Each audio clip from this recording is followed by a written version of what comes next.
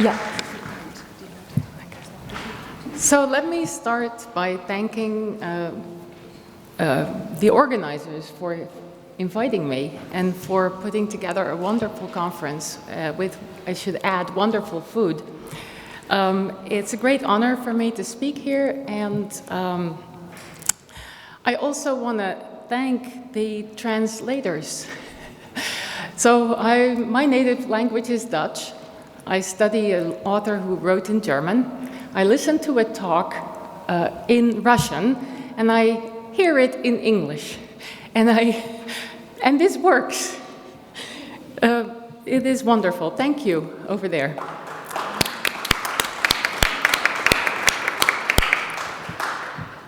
So we just heard a wonderful talk about one word.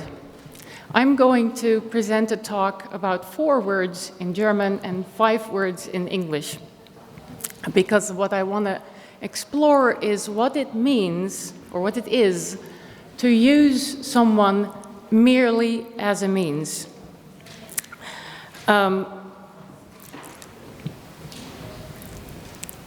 Which is part of this formula of humanity in Kant, as you know. Suppose someone is at a music festival and cannot see the band because there are tall men standing in front of her. Suppose also that because it is so crowded, there's no way to get around them. So she climbs on a tall man's back without asking to get a view of the performance.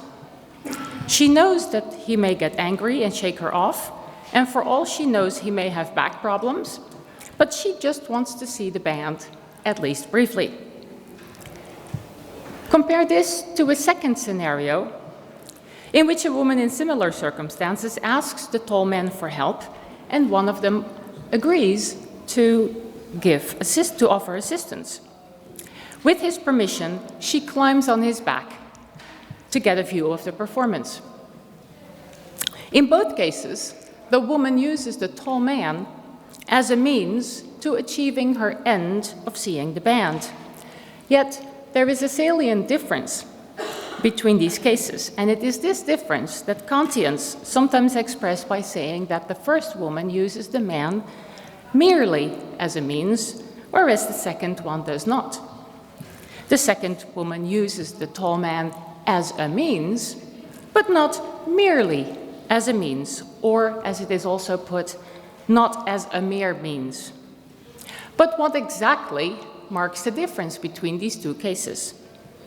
It is surprisingly hard to specify what constitutes using another person merely as a means.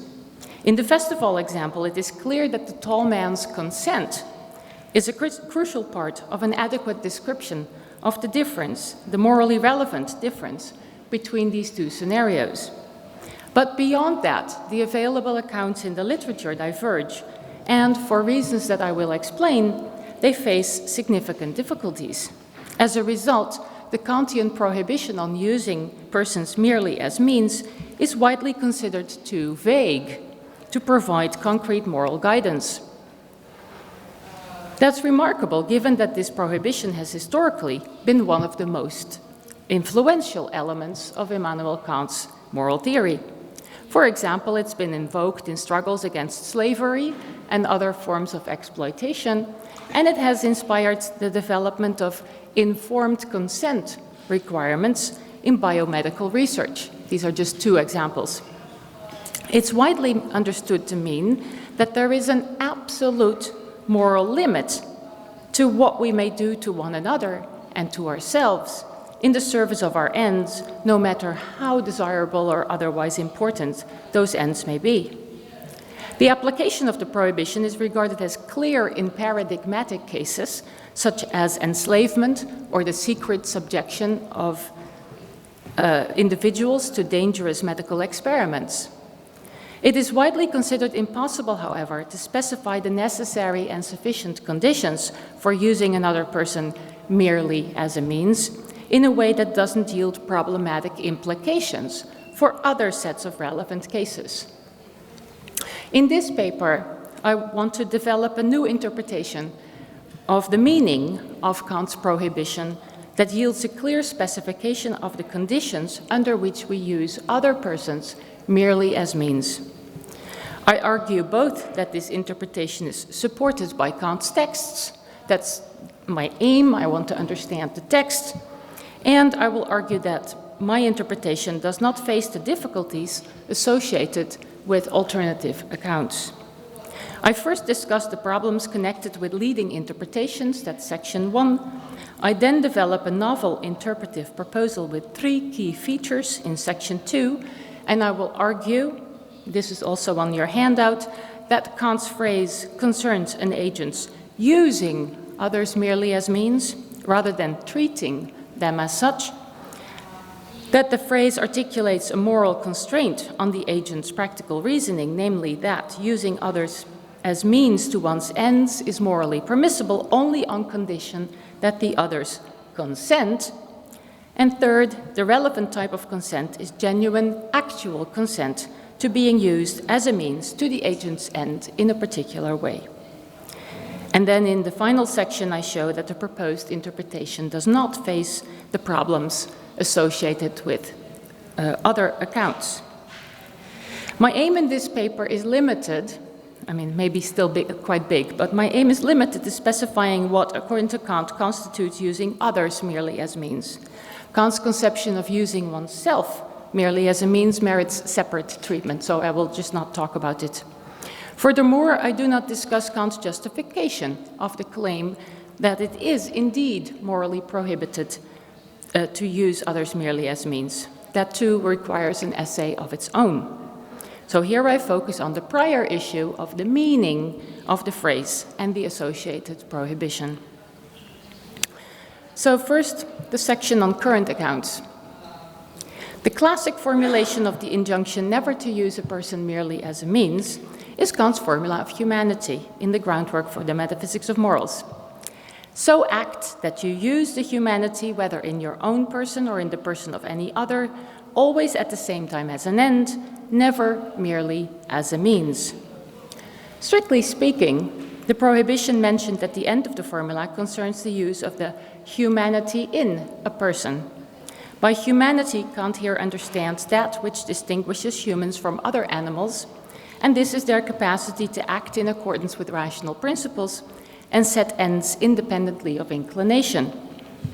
This capacity is inseparable, and this is important, the capacity is inseparable from the other elements that together make up a human being, which is why Kant indeed often speaks of using a person merely as a means or using another human being merely as a means, just as I can say when using one particular program on my computer that I am using my computer. And in this paper, I will follow Kant's usage and talk about the use of a person merely as a means, or a human being merely as a means. Kant illustrates the practical application of the prohibition with the example of an agent who wants to obtain money by promising falsely to repay a loan. Kant explains, and I quote, "He who has it in mind to make a false promise to others will see at once that he wants to make use of another human being merely as a means, without the other at the same time containing in himself the end. For he whom I want to use for my purposes by such a false promise cannot possibly consent to my way of behaving toward him, and so himself contain the end of this action." Kant's explanation is very brief, but it clearly suggests that the prohibition against using others merely as means should be understood in terms of a consent requirement. It is less clear, however, how this requirement should be specified more precisely. Is the problem that the promisee has not given consent to the agent, that the promisee could not rationally consent, or that he doesn't have the option of giving or withholding genuine consent in the first place, since he's being deceived? And does the relevant consent concern the false promiser's action, his maxim, or something else? In other words, what is the relevant kind of consent, and what is the proper object of consent? In the current debate, I see 4 main readings of Kant's prohibition, which I will characterize in terms of different possible answers to these questions about the type and the object of consent. First of all, it is of course possible to read Kant's prohibition as referring to the absence of actual consent to the action. Kant's statement that the false promiser uses the promisee without the latter's containing in himself the end can be taken to indicate that you use others merely as means if and only if you use them as means without their actual consent. When the criterion is read as simply requiring that the other person consent to the action, however, it is widely regarded as unsatisfactory. This is not just because someone's actual consent may be spurious, for example, when it is the result of manipulation or deception, as Honora O'Neill has pointed out, but also because this construal of the criterion seems to rule out too much. Several authors argue that if Kant is read as condemning all treatment of others to which they do not give genuine actual consent, then he would be ruling out helping people who are in urgent need, but who are unable to give consent. The example discussed in the literature is that of a collapsed jogger in a park who is neither conscious nor breathing. Since she is unconscious, the jogger cannot consent to receiving CPR treatment and resuscitation, and so you would be treating her merely as a means, some people say, if you resuscitated her to save her life. Understandably, that seems implausible. The actual consent reading also seems to rule out too little, however. Imagine a scenario in which a genocidal dictator selects several individuals from the ethnic group she is annihilating in order to subject them to horrifying medical experiments that promise to yield valuable medical insights that would benefit the rest of humanity. Now, suppose that one of the selected individuals happens genuinely to consent to the treatment, say a radical act utilitarian who is convinced of the experiment's overwhelming benefits for large numbers of humans in the long run, and who believes that these benefits vastly outweigh his own agony. The genocidal dictator doesn't care one bit about whether any of the selected individuals consent. It sounds odd, then, to my ears at least, to say that the genocidal dictator in this scenario uses all of these individuals except the act utilitarian merely as means. After all, she treats each of them in the same way, for the same reason, in the service of the same end, and regardless of whether they give consent. So if we look at the mode of acting of the agent, the genocidal dictator, then to my mind, it is hard to see how the act utilitarian's consent could make a major moral difference to our description of the dictator's manner of acting. And I will come back to this example. So these are two problems that the first interpretation needs to deal with. Now, the second interpretation is one defended by Derek Parfit. And according to this interpretation, the relevant type of consent is rational consent. On Parfit's interpretation of Kant's formula of humanity, you treat others merely as means if and only if you treat them in a way to which they could not rationally consent. You do not do so if you treat them as means in the service of what can be rationally chosen or what is rationally required, even if this involves overriding their de facto dissent. Indeed, Parfit claims that on Kant's principle as he reads it, you would not be using a heavy man merely as a means if you unilaterally decided to push him in front of a runaway trolley to stop the trolley and save 5 others. After all, Parfit argues the heavy man could rationally consent to being killed as a means to saving the 5, given the overall consequences, namely a net saving of 4 lives. So this is how Parfit reads Kant, and he considers this alleged result to be a reason for rejecting Kant's formula of humanity as he reads it. Now, the most obvious problem for this line of interpretation, that is for Parfit's rational consent interpretation, is its complete lack of unambiguous textual support. Kant doesn't argue anywhere that it is morally permissible to steal from egoistic neighbors, that's another example in the literature, or to kill one unwilling person for the sake of 5 others, let alone that he supports such claims by appeal to rationally possible or rationally required consent. It's not surprising, therefore, that most Kantians and Kant scholars reject rational consent interpretations of what it is to use someone merely as a means. Most assume that if Kant's formula of humanity rules out anything, it rules out pushing one person in front of a train in order to save 5 others.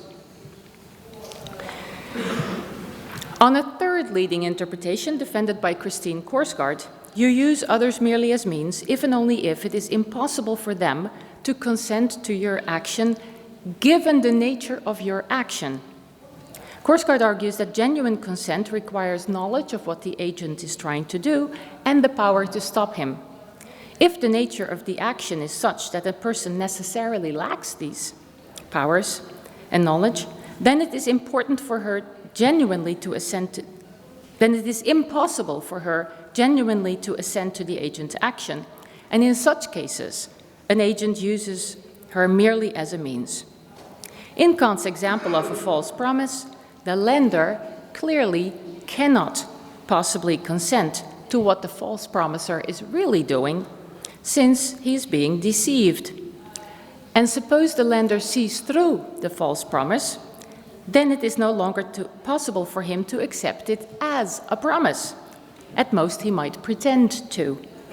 Therefore, Korsgaard claims, and I quote her, "The action is one that, by its very nature, is impossible for the other to assent to," end quote. And the criterion for judging whether you are treating another merely as a means, Korsgaard argues, is, quote, "whether another can assent to your way of acting," end quote. On Korsgaard's interpretation, however, the scope of Kant's prohibition seems, to me at least, too narrow. For there is an important class of cases of violence that seem to involve the use of others as mere means, although the nature of the action doesn't make it impossible for the person who is used to assent to the agent's acting. For example, killing one person against his will by using his organs to save the lives of 5 others would not qualify as a case of using him merely as a means on Korsgaard's criterion. For the nature of your action does not mean that it is impossible for him to consent. If, in a spirit of radical altruism, he did consent, your action would still be properly described as killing him by using his organs to save 5 others. Yet on the face of it, one would expect this scenario to count as a paradigm case of using someone merely as a means. On a fourth interpretation, and this is the last one that I will discuss, on a fourth interpretation defended by Honora O'Neill, Kant's criterion is best read as requiring possible consent to the agent's maxim. On this account, you treat others merely as means if and only if those who are affected by your action cannot consent to your maxim. Whether they can consent to your maxim depends on whether your maxim can also be willed by all others. O'Neill summarizes the account as follows, quote, "To use another as mere means, as Kant sees it, is to act on a maxim that the other cannot also adopt. This amounts to acting on a maxim that one cannot at the same time will as a universal law," end quote. This interpretation faces problems too, since its scope seems too wide. Many actions that do not involve instrumental relations at all would qualify as using others merely as means. Suppose, for example, that you have a maxim of never helping anyone in need, and that you let me drown while I'm crying out for help, although you could easily save my life. I would be clearly affected, and since I want to be helped, I cannot at the same time agree to your maxim. And Kant too argues that this maxim of never helping cannot simultaneously be willed as a universal law. In terms of O'Neill's account, also defended by Tom Hill, by the way, in terms of O'Neill's account of using merely as a means, therefore, you would be using me merely as a means if you let me drown. But your letting me drown does not realize or promote any ends you have, and it makes little sense to say that you're using me merely as a means when you are not even using me as a means. So on this interpretation, the scope of the criterion seems a bit too wide. In light of these difficulties, or what seem to me to be difficulties associated with the available positions in the literature, it would be a significant step forward if we could arrive at an interpretation that avoids these problems. And so I will make a proposal. And the proposal is the following. An agent uses another person merely as a means, if and only if, 1, the agent uses another person as a means in the service of realizing her ends, 2, without, in her practical reasoning, making this use conditional on the other's consent, where 3, by consent is meant the other's actual and genuine consent to being used in a particular manner as a means to the agent's end. And I will clarify these 3 elements, and I will also show that they have strong textual support. The first condition, without which we cannot properly say that an agent uses a person merely as a means, is that the agent indeed uses the person as a means to her end. And that's trivial, but it's sometimes overlooked. If an agent doesn't use a person as a means to her end, the agent can't be using the person merely as a means. Now, importantly, Kant's terminology of the formula of humanity and related discussions is that of using someone as a means. In German, brauchen, gebrauchen, sich eines anderen bedienen. In current discussions of the phrase in English, including those mentioned in the first section, by contrast, the relevant relation is often described as that of treating persons as means or merely as means.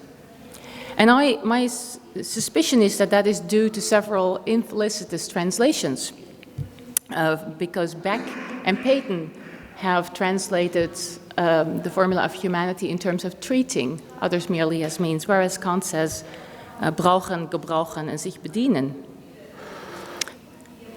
Because treating covers more than using, this mistranslation has substantial implications. Treating others as means also includes regarding people as of potential use, or regarding persons in the way in which one would regard things without actually using them. Some of the difficulties currently associated with Kant's formula of humanity completely disappear, when we focus only on the narrower notion of using others merely as means. For example, let's return to this unconscious jogger in the park. When the relevant question is whether the agent uses someone as a means, this case causes no problems. Suppose you are a good Kantian and you're acting on your maxim of helping others in need, a maxim that you've adopted from duty. In this scenario, your end is to save the jogger's life, and the means by which you realize your end is you're giving her CPR, you're resuscitating her. You're not using the jogger as a means, and hence you're not using her merely as a means. The example is not that of an agent who's roaming the park in search of people to whom he could credibly give CPR so as to become famous as a life-saving hero. Right? That would be another case. Given the crucial importance of the phrase, let us consider Kant's notion of using someone as a means. What's that? Before focusing on the subset of cases in which such use constitutes using a person merely as a means. So what constitutes using another person as a means? Importantly, we can't establish whether you're doing this by determining whether the other person happens to contribute causally to the realization of your ends. Others may contribute to the realization of your ends even when you don't use them as means, even when you don't act at all. If I, of my own accord, buy food for you while you're asleep, because I know you want food, then I satisfy one of your ends, but you're not using me to get food. You're asleep, I'm the agent. To count as using me as a means, you need to be acting in a certain way. Now, your action can be described from an external narrator's point of view in terms of your own practical reasoning. So we need to determine which of these two perspectives is the one that's adopted by Kant in this context. To illustrate the difference, let's suppose we're back at the festival where it's gotten dark. The woman wants to rest, so she sits down on what she believes to be a large bag so as to avoid sitting in the mud. In reality, she's sitting not on a bag, but on a man who has drunk himself into a coma. Now, an external narrator might say that she is using the comatose man as a means to sitting comfortably. But in terms of the woman's own beliefs and her practical reasoning, that is not what she's doing. She believes that she's using a bag. Unbeknownst to her, it happens to be a man. Now, for the purpose of determining whether you are using another person as a means, in Kant's sense, we need to describe your action from your own perspective. In the Formula of Humanity, Kant addresses you, the agent, directly, right? It reads, so act that you use, etc. You are told to critically assess your own action principles. Moreover, when discussing the 4 examples in the groundwork, Kant explains how agents in the first 2 cases would use a person merely as a means, and when he does that, Kant takes as his point of reference what each of these agents wants or has in mind. He criticizes the agents for failing to take into account in their own practical reasoning the fact that rational beings always simultaneously ought to be valued as ends in themselves. All of that indicates that the relevant point of reference is not the agent's observable behavior, as can be described from an external narrator's perspective, but the action as conceived in terms of the agent's practical reasoning, the agent's own practical reasoning. I shall therefore assume the following. An agent uses another person as a means if and only if, in the practical reasoning that underlies the action, she assigns an instrumental role to the person in the service of realizing or promoting her, that is the agent's, ends. Now, the use as means condition is the first element of the proposed account of using merely as a means. But not every case of using another as a means constitutes a case of using the other merely as a means. We need a second condition to identify the proper subset of cases. That is, to pick out from the total set of cases that involve the use of others as means, the subset of cases that involve the use of others merely as means. And so that's the next subsection. The second element of my interpretation is the following. According to Kant, an agent uses a person merely as a means if and only if, in acting on a maxim of using another person as a means, the agent fails to make such use conditional on the person's actual consent. Now, maxims, on Kant's understanding of the term, are the agent's action principles. That is, the general premises the agents use in their practical reasoning. Now, the notion of a maxim is a very familiar element of Kant's ethics. I don't need to say that here. But because Kant does not mention maxims explicitly in the Formula of Humanity, their importance is often overlooked in accounts of using merely as a means. But Kant makes it very clear that the prohibition on using persons merely as means articulates the constraints on maxims. Kant rephrases the requirement articulated in the formula as follows. The Formula of Humanity says that a rational being, as an end by its nature and hence as an end by itself, must serve in every maxim as the limiting condition of all merely relative and elective ends. End quote. Kant repeats this idea a couple more times, for example, by saying that the rational being, quote, must be made to underlie all maxims of actions, end quote, as the, quote, highest limiting condition in the use of all means, end quote. Yet Kant does not seem to mean that we should include the limiting condition explicitly in each maxim, and he doesn't do so himself. The idea rather seems to be that the condition is to function as a general rider on all maxims, a rider that specifically that specifies a constraint on our use of persons as means to our ends. And Kant explains the nature of this constraint in terms of the consent of the person who is used as means. In his discussion of the false promising example, he criticizes the agent for wanting to use the lender without the lender's consent. The idea seems to be that if the person whom the agent wants to use as means doesn't consent, then the agent must find other acceptable means, postpone the pursuit of the end, or modify or give up the end, unless if it is a morally obligatory end, in which you need to find other means. Given that Kant claims that the formula of humanity expresses a limiting condition on maxims, and given that he explains the condition in terms of the consent of the person used, we can rephrase the statement that one ought never to use others merely as means as follows.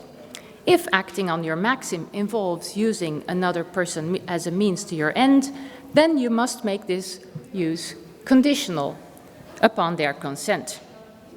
The distinction between using others merely as means and using others as means but not merely as means can now be stated as follows.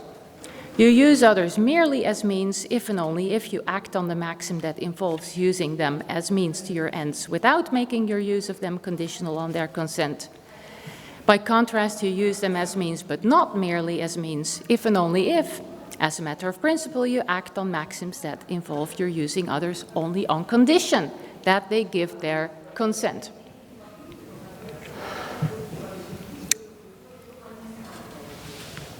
I want to say a few more words about actual consent. Kant's explanation of the false promising example, or actually we should say the loan example, in the groundwork is notoriously brief and hardly explains the nature of the required consent. There is straightforward textual evidence, however, that Kant considers the required type of consent to be actual consent. And if we can see that if we read texts other than the Grundlegung.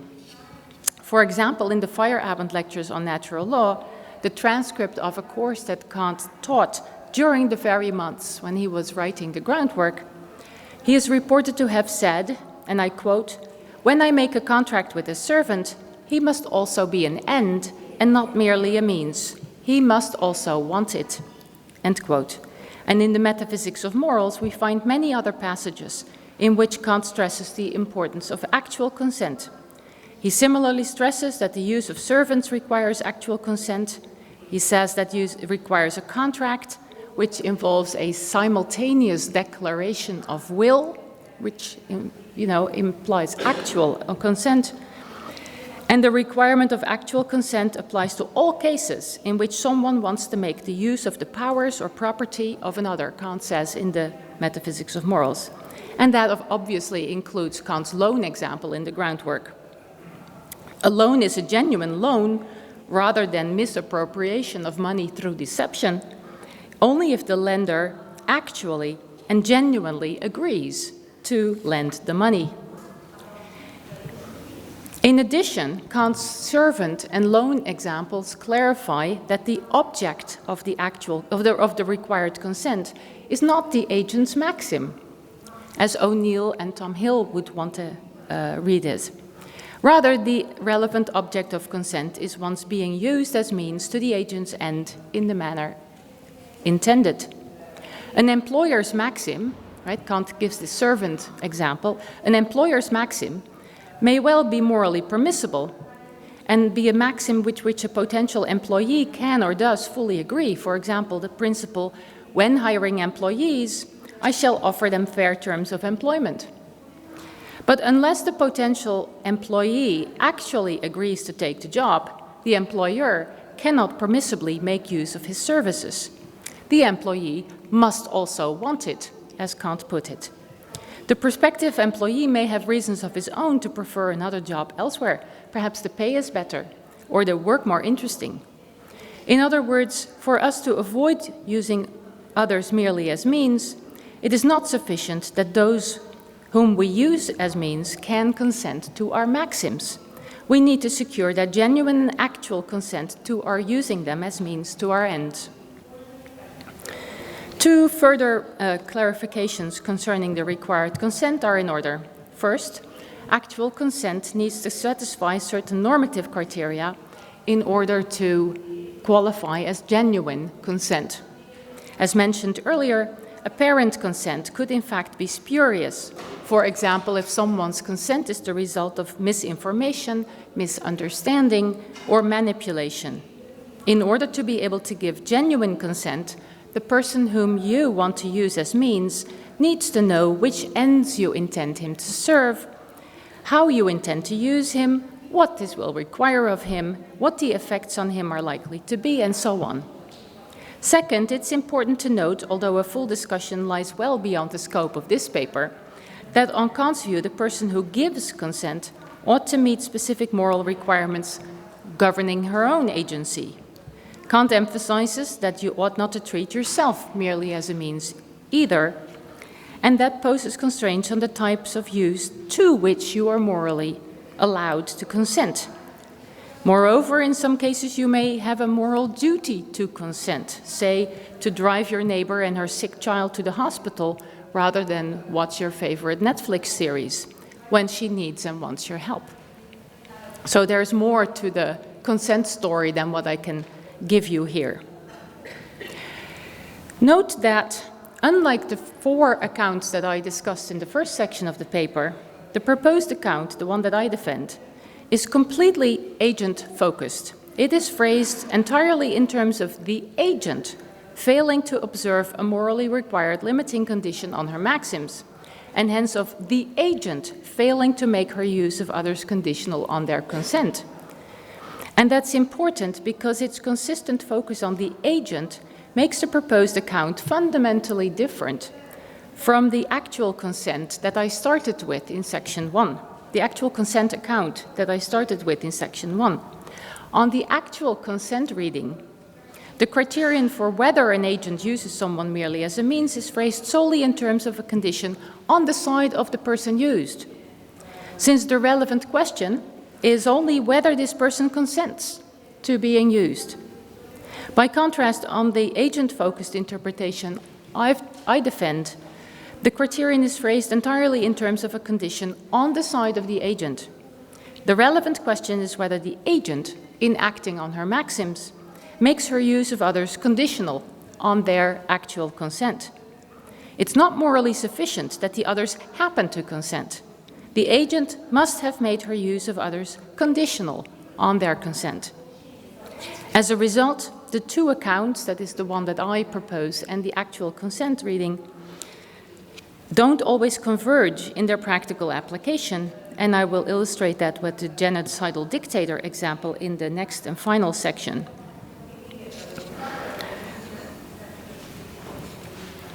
To show that Kant's conception of using others merely as means on the agent-focused interpretation that I've been defending avoids the difficulties that are usually associated with the phrase, let us revisit the alternative interpretations that I started with. Now this goes a bit quickly, so the full paper is 2.5 times as long as what I can present here to you. But I just want to give you a sense of how, from my perspective, we can answer some of the difficulties that I diagnosed as difficulties for the other readings of Kant's prohibition. So on the account that I propose, the prohibition on using others merely as means articulates an actual consent condition that constrains the agent's acting on maxims of using persons. Because of the way in which the agent's maxims figure into the criterion, right, they're part of the criterion, the agent-focused account, as my account, makes it possible to explain that the genocidal dictator indeed uses all of her victims merely as means. She uses the act-utilitarian, remember the willing act-utilitarian, as a means, just as she uses all the others as a means. And she patently fails to respect the morally required limiting condition on her maxims. She doesn't care about whether any of them consent.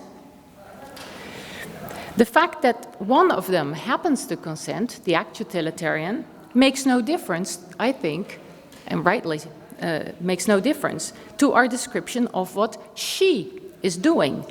She is using all of them merely as a means.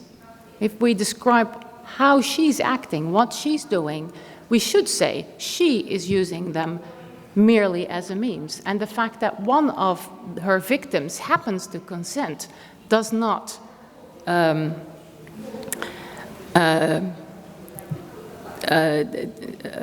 contradict that. Second, the rational consent interpretation. Unlike the rational consent interpretation, the one that I've proposed does not imply that an agent may permissibly use others as means without their consent, let alone over and against their explicit dissent, as Parfit thought Kant meant, since the actual consent of others who are used serve as a limiting condition. On the proposed account, therefore, the agent on the bridge uses the heavy man merely as a means when she uses him as a trolley stopper to save 5 others. She uses him as a means, as a trolley stopper, without his consent, so she clearly fails to respect the required limiting condition. So on this account, that case is a clear a paradigm case of using someone merely as a means. Third, the fact that the account covers all cases of instrumental use ensures that the criterion is not too narrow. Unlike Korsgaard's account, the proposed interpretation implies that the non-consensual August harvesting example constitutes a straightforward case of using someone merely as a means. The agent, that is the transplant doctor who takes out someone's organs to save 5 others, acts on a maxim of using some as means in the service of saving a larger number of others without making this conditional upon the victim's consent, or otherwise she wouldn't go ahead. In terms of the proposed account, therefore, the August harvesting scenario meets the criteria for using someone merely as a means. Finally, the fact that the account covers only cases of instrumental use ensures that the criterion is not too wide, and that's what I saw as the problem afflicting O'Neill's interpretation. We already saw that the restriction to cases of use obviates the worry regarding the unconscious jogger in the park, but the restriction to cases of use also explains why the drowning example, which in terms of Tom Hill and Honora O'Neill's criteria would constitute a case of using others merely as a means, shouldn't be classified as such. The agent in the drowning case is not using the drowning person as a means in the service of her own purposes, and by implication, she's not using the drowning person merely as a means. This result should not be misunderstood as implying that the agent is acting permissibly in letting the person drown. The prohibition against using merely as a means is only one part of the formula of humanity. The formula further states that you always ought to promote humanity as an end. You violate that requirement if you let someone drown out of moral indifference or indolence. But this is a different kind of violation than the one at issue in this essay. It's a violation of the type at issue in the 3rd and 4th examples in the groundwork, not the type at issue in the first 2 examples, and that's the ones that I've been talking about, the 2nd example. So it's not my topic, so to speak. Now, I have one concluding remark, if I may. So I've argued in defense of a novel account of Kant's notion of using others merely as a means, according to which the associated prohibition articulates a well-defined moral demand, and I've also argued that this account is supported by Kant's texts and that it has important advantages over alternative readings. As a final comment, let me note that this account also fits very well with widely shared moral convictions that are often believed to have Kantian provenance. For example, it matches the ordinary understanding of the requirement of informed consent in biomedical research involving human subjects. This requirement is usually understood as imposing an obligation on the researcher, namely the obligation to use human test subjects only on condition that they genuinely give their actual consent to the researchers using them in the proposed manner and for the proposed end. Whether the researcher properly discharges this duty is thought to depend not, as the four alternative interpretations would have it, merely on the potential test subject's actual or rational or possible consent to the researcher's action, or on their possible consent to the researcher's maxim. Rather, whether the researcher properly discharges this duty is thought to depend on whether the researcher has made their participation in the study conditional upon their actual genuine consent, as manifested by her following the appropriate procedures for ensuring that they receive and understand all the required information and that their participation is voluntary.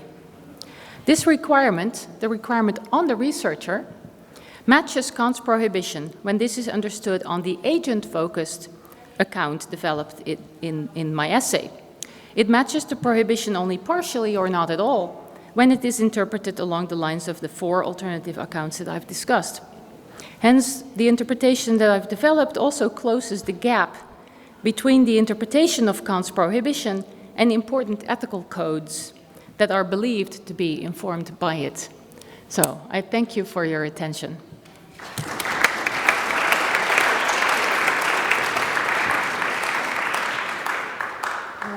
Thank you very much, Professor Kleingeld. We have, 13 minutes for discussion, and I saw already the first Семен Решень, please. Yes.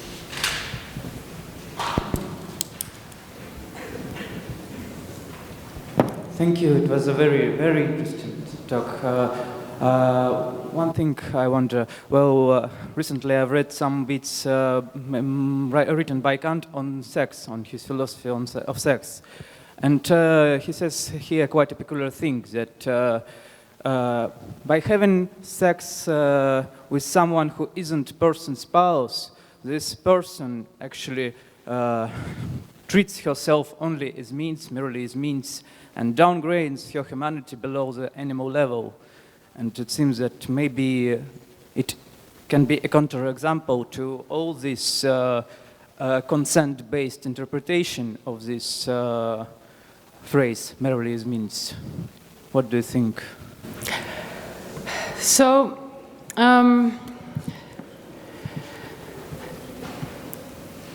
let me just say a few things in response. So we would have to look at the texts, and I don't have them memorized. But there are a few things that I can say. So one thing that is important is Kant's idea, which he also explains in the connection of the discussion of sex, is that the use of parts of a person equals the use of a person. When the part cannot be separated from the rest, as is the case with our bodily organs.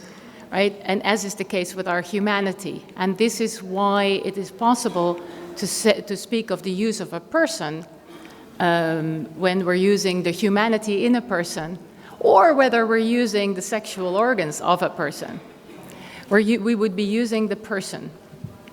And so Kant does indeed believe that using, and this is his conception of sex, about which one can have other discussions, as involving the use of another person's sexual organs, that this indeed is a way of using the person.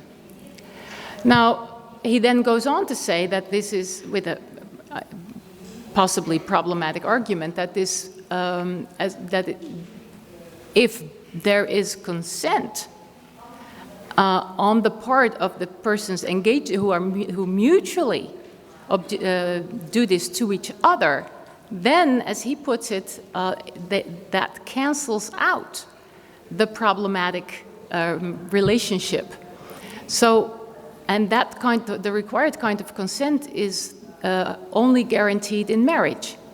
And so marriage should be a matter of consent, and only within marriage, under the condition of consent, can sex be justified?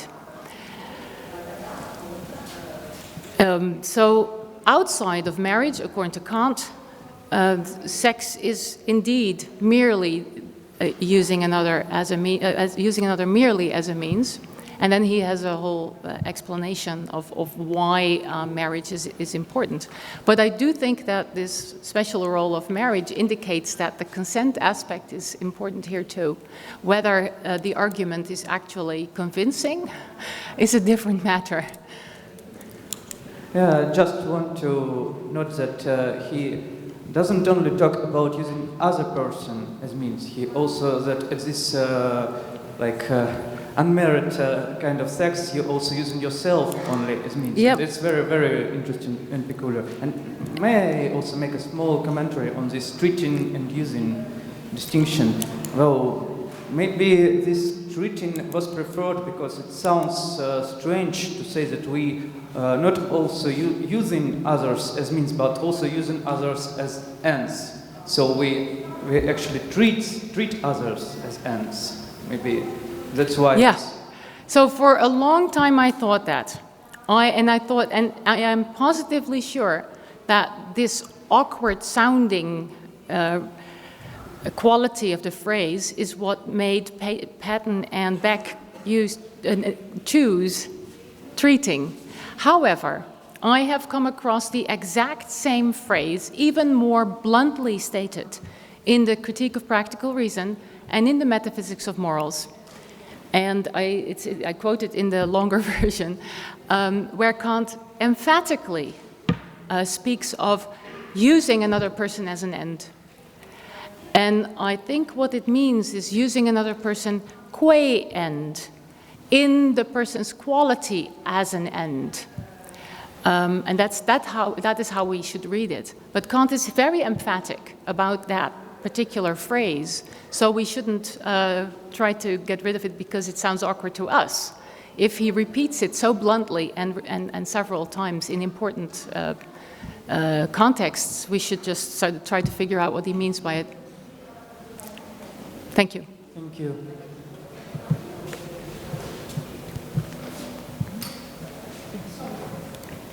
No, the next one was the...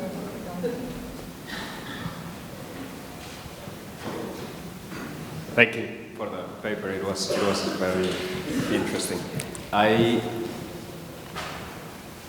My question relates to the sort of biconditional, I suppose, that you are using. To what? To the biconditional, if and only if. You know, it's the strongest logical relation we can have, because you need the antecedent and the consequent to both be true in order for the biconditional itself to be true. Right?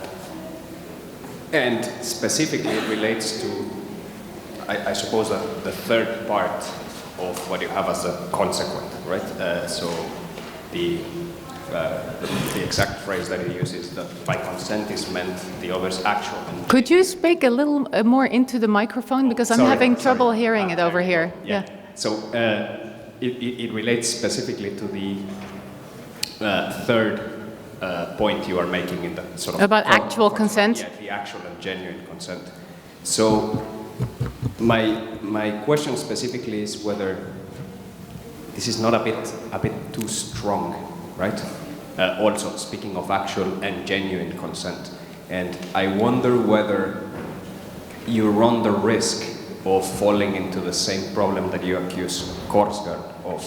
So basically making it so narrow that it's going to be difficult to find examples of actual and genuine consent, right? So I was trying to think of the example you used, right? Employer and employee relations. And I mean, whenever someone sort of is going to engage in this kind of relation, right? It seems like there's always going to be someone.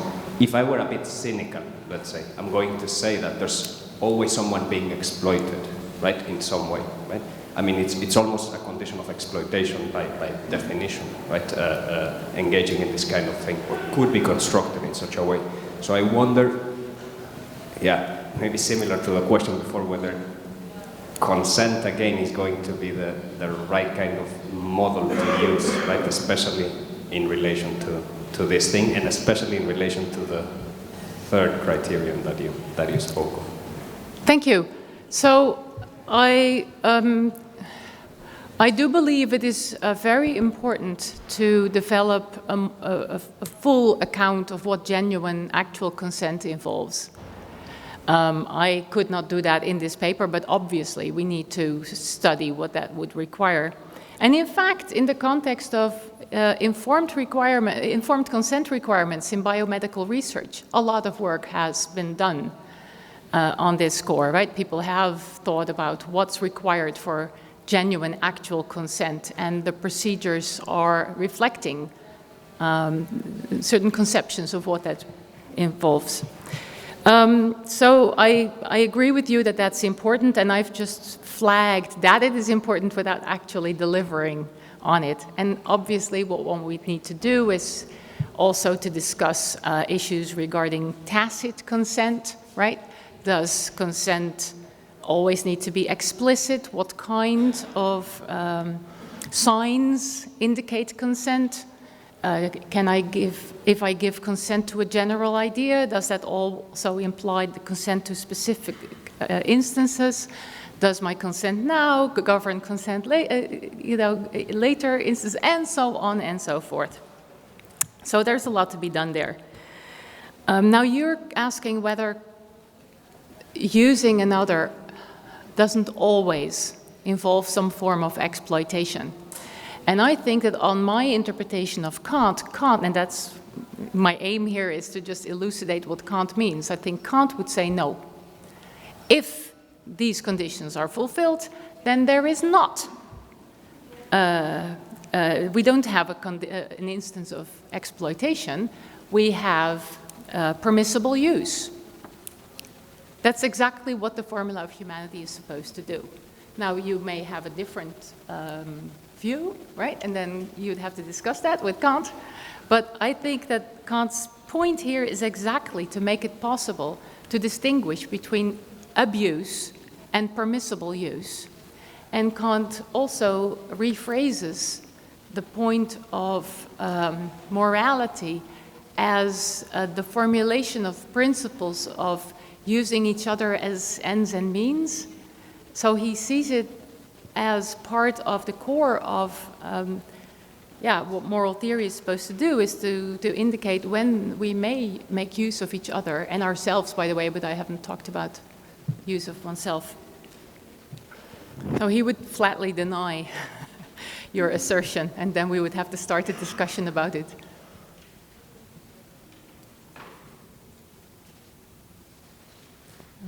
Thank you very much. We have time for two short questions. Vadim Perov and Christine Lopez, if you...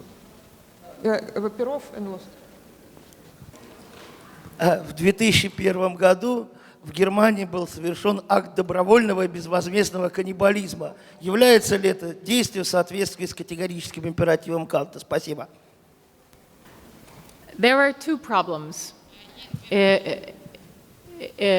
with regard to voluntary cannibalism. For one thing, oh yes, sorry.